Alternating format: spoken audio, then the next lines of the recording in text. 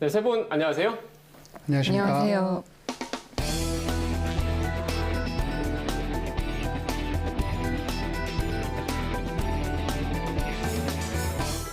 네, 오늘 리뷰와의 시간 시작하겠습니다. 먼저 조수진 시청자평가원님이 꼽아주신 주제부터 들어보겠습니다. 지난해부터 경제신문 구독자가 증가하는 추세라고 합니다. 코로나19로 어려워진 경제 상황에 부동산 또 주식 등 재테크에 관심이 높아지면서 경제에 관련된 정보를 얻고 싶기 때문일 텐데요.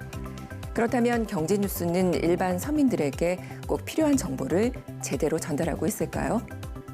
숫자가 왜곡되거나 과장된 건 아닌지, 또 정치 성향에 따라 논조가 달라지는 건 아닌지, 때로는 어느 뉴스보다 정확하고 객관적이어야 할 경제 뉴스가 감정적으로 다뤄지고 있는 건 아닌지 생각해 봐야 합니다. 또 앞으로 새로운 정권이 어떤 경제 정책을 구상하고 있는지도 꼼꼼히 따져봐야 할 때인데요. 과연 경제 뉴스에서 언론 감시 기능이 잘 발휘되고 있을까요? 오늘은 YTN의 경제 보도 살펴봅니다. 네, 코로나19로 가뜩이나 어려운데 집값도 그렇고 물가도 그렇고 주가도 그렇고 여러 경제 지표 역시 심상치 않습니다. 이럴 때일수록 경제 관련 보도에 관심이 쏠릴 것 같은데요. 평가원님, YTN 보도는 어땠습니까? 네. 대선이 끝나고 인수위 구성과 정책 마련에 관심이 쏠리고 있습니다. 이번 대선에서는 부동산 정책이 주요 관심사이기도 했는데요. 관련한 소식들이 계속 이어졌습니다. 지난 3월 19일 상암동 복덕방 대선 뒤에도 관망세 지속, 단기 급등 가능성 자가라는 그 제목의 보도입니다. 대선 이후에 부동산 그 반응을 살펴보는 그런 보도인데요. 심층적인 분석이나 사실은 대선과 대선 정책과 연결된 그런 보도는 아니었지만 그래도 대선 이후에 반응을 살펴본다라는 데 의미가 있었고요. 그래서 후속 보도를 통해서 차기 정권의 부동산 관련 정책을 좀 심도 있게 분석해 나가시기를 바랍니다. 그리고 지난 3월 17일 뉴스였습니다. 부동산 전문가 빠진 인수위 해석 분분이라는 제목의 보도인데요.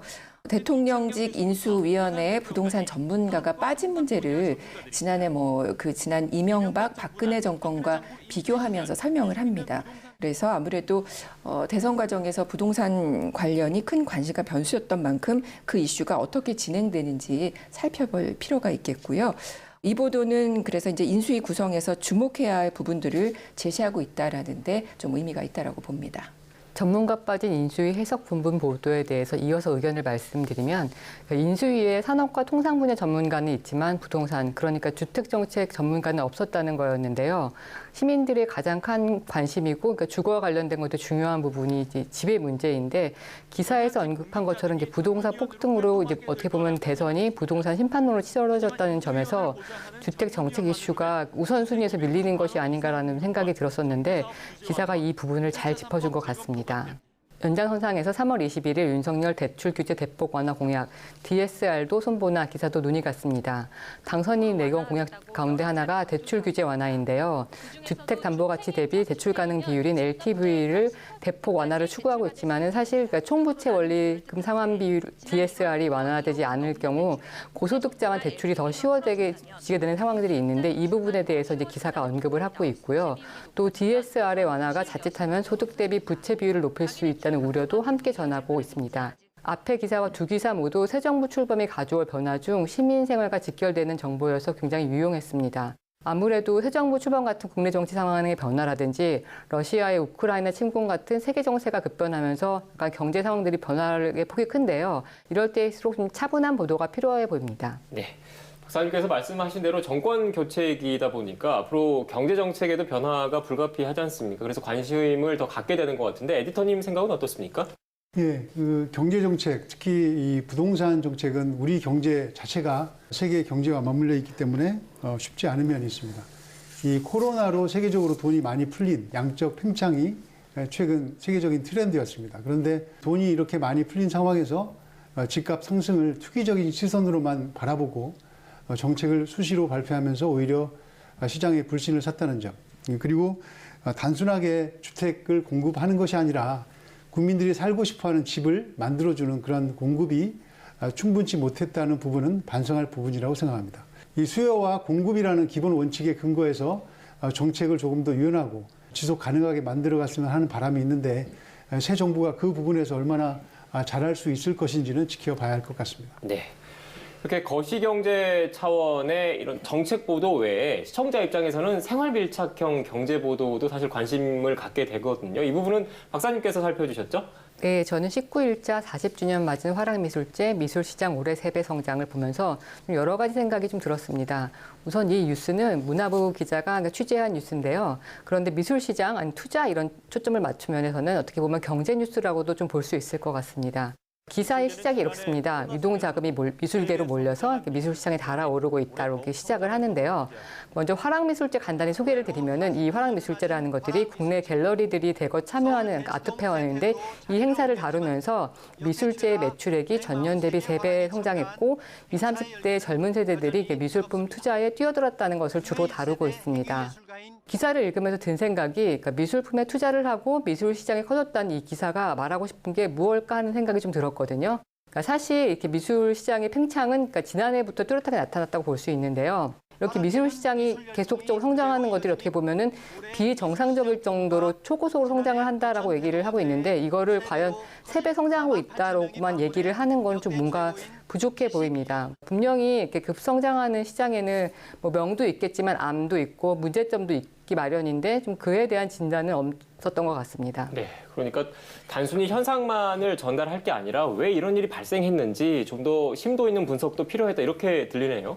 네, 그러니까 YTN에서 다루지 않은 이 현상의 좀 이면을 좀 들여다볼 필요가 있는데요. 그러니까 화랑미술제에서 이제 이른바 명품 매장에서 문을 열면 사람들이 달려가서 물건을 구매하는 오픈런 현상들도 이런 미술제에서 나타났고요. 그리고 젊은 작가들이 불과 몇 달 전에 개인전에서 판매했던 작품들이 경매장으로 바로 나가서 이제 판매되는 것들을 볼 수가 있는데요. 그러니까 전반적으로 작품이나 예술성보다는 투자 대상, 시세 차익에 관심을 두는 경향이 두드러진다는 것입니다. 자본주의 사회에서 사실 돈이 중요하긴 하지만은 어떤 금전적 가치가 있는 것만이 의미인 것처럼 다뤄지는 것들, 그리고 그걸 둘러싸고 지나치게 쏠리는 현상들이 나타나고 있는데 그러니까 예술 작품이 작품의 가치보다 어떤 재테크의 수단이 되어가고 있는 것, 그 이면의 현상을 좀 차분하게 짚어주는 보도가 필요하지 않을까 싶습니다. 이 보도의 목적이 그러니까 돈이 있는 사람들한테 돈이 몰리고 있는 좋은 투자처를 알려주겠다는 목적이 아니라면은 더 그런 관점이 좀 필요하지 않을까 싶습니다. 네, 알겠습니다. 평가원님께서는 YTN 생활경제 보도 어떻게 보셨습니까? 지난 26일 경유값 14년 만에 최고, 휘발유값의 바짝이라는 제목의 그 보도인데요. 경유값이 굉장히 많이 올랐죠. 그래서 당분간 기름값 고공행진 이어갈 가능성이 크다라고 합니다. 미국과 유럽 등 러시아산 원유 수입 금지, 축소 검토에 공급 부족이 일어나고 있다라는 그 원인을 전하고 있고요. 이럴 경우에는 사실은 뭐 화물, 뭐 교통, 물류업체에 계신 분들 부담이 커지겠죠. 그래서 정부가 유류세 인하 폭을 이제 확대한다라는 그런 발표도 하고 있는데요. 이런 소식들은 서민들의 실생활과 바로 연관된 것이기 때문에 그 원인과 정부의 대책 등에 대한 관심도 굉장히 높아지고 있습니다. 그래서 국민들의 실생활과 연관된 다양한 경제 뉴스 코너도 좀 기대를 해보겠습니다.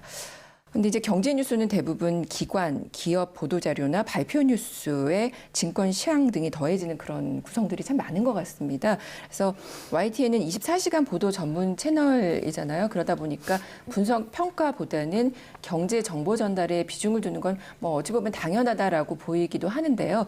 그럼에도 불구하고 소외되는 경제적 또 사회적 약자 입장에서 더 많은 뉴스가 있었으면 좋겠다라는 생각이 듭니다. 뭐 예를 들면 부동산 세입자라든가 소액 투자자, 중소사업장, 노동자, 실업자 등을 위한 뉴스, 그리고 농민이나 농업계 등 다양한 분야에서 어떤 어려움을 겪고 있는지 등도 필요할 겁니다. 일예로 농업계 관련 뉴스를 제가 이제 살펴보니까 2달 새에 딱 한 번 정도 언급이 됐더라고요. 근데 이제 그마저도 농어민 단체 기자회견을 요약한 내용뿐이었거든요. 25일 보도였습니다. 농어민 단체 CPTPP 가입 추진은 불통행정, 가입 저지라는 그 제목의 보도였는데요. 농어민 단체가 그 정부가 포괄적 점진적 환태평양 경제 동반자 협정, 이제 이게 CPTPP인데 이 가입을 무리하게 추진하고 있다라고 비판을 하면서 가진 기자회견 내용이었습니다.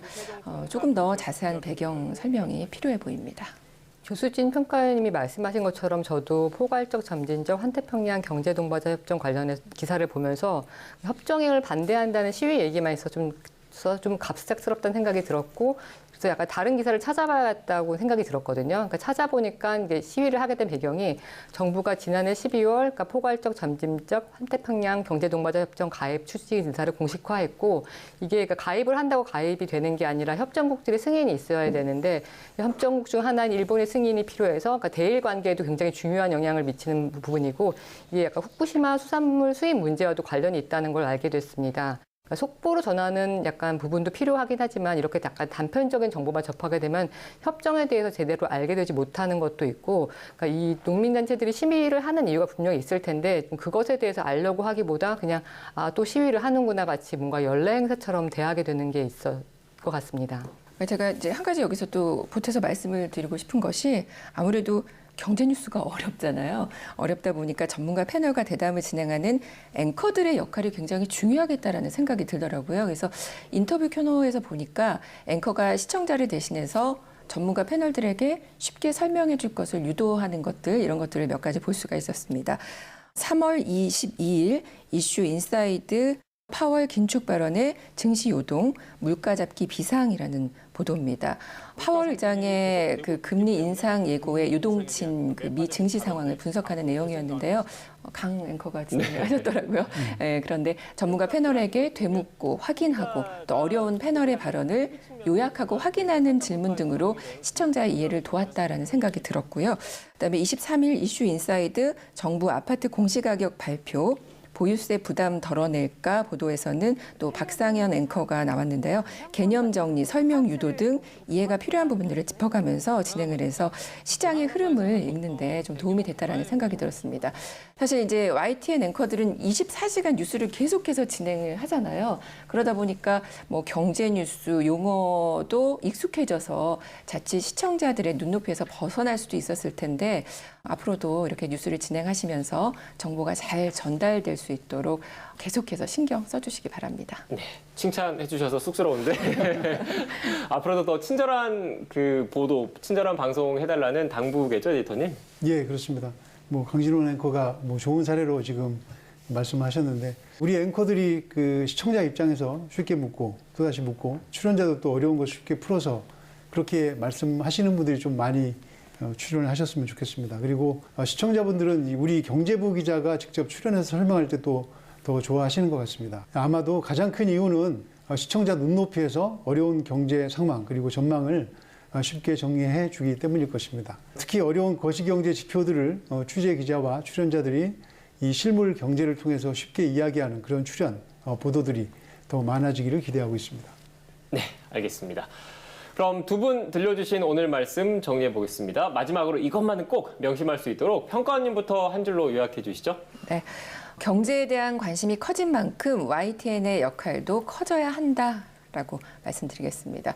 코로나19로 어려운 상황이 3년째 지속이 되고 있고요. 또 전 세계 경제가 복잡하게 얽혀 있는 현 상황에서 차기 정부의 경제 정책에 어느 때보다 관심이 쏠리게 됩니다. 대선 과정에서 부동산 또 경제 관련 공약들이 관심을 받은 만큼 그 정책이 잘 진행되는지 살펴보는 것도 중요할 텐데요. 그래서 YTN의 역할이 그 어느 때보다 크다라고 생각이 됩니다. YTN이 경제 보도에서 그 역할을 잘 해나가기 바랍니다. 이어서 박사님 한 줄 평 들어볼까요? YTN 어떤 관점에서 경제 뉴스를 다룰 것인가?